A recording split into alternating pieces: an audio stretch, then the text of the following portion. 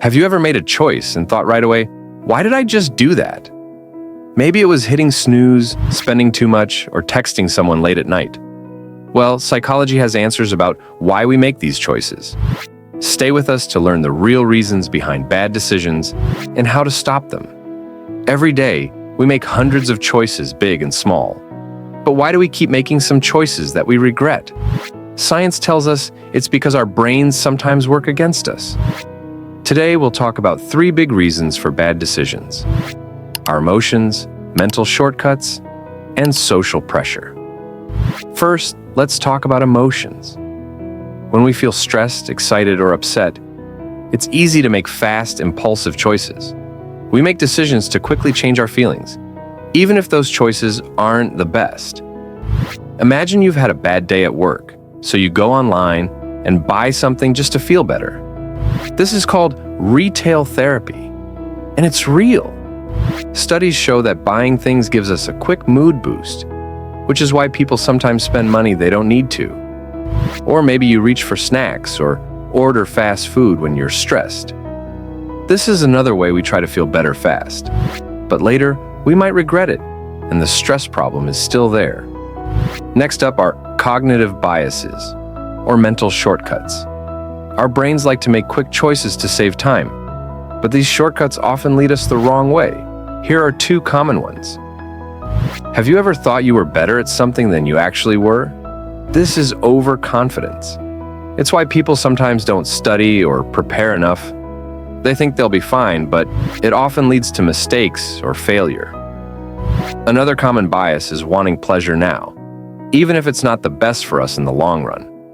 For example, choosing cake over a salad or watching one more episode instead of sleeping. A famous experiment, the marshmallow test, showed this. Kids were offered 1 marshmallow now or 2 if they waited 15 minutes. Many kids couldn't wait. It shows that instant rewards are hard to resist. This bias is also why we choose social media over working on something important.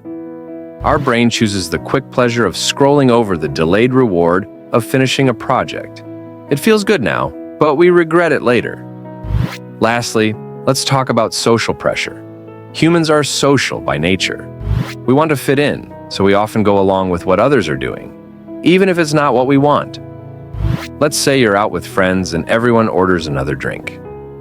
You might not really want one, but it's hard to say no. This is called social conformity, where we follow the group even if it's not our real choice. Psychologist Solomon Asch did an experiment where people were asked to match the length of lines.